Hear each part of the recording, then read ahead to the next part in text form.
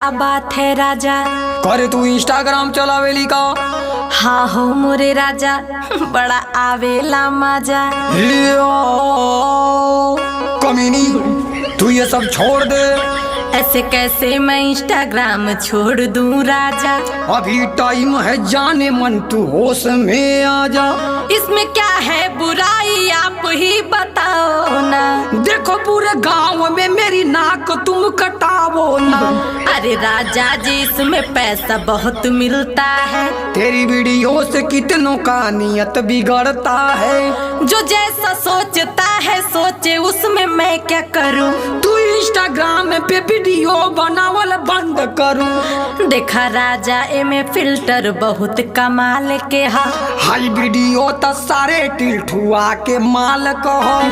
मान जाए राजा हमके वीडियो तू बना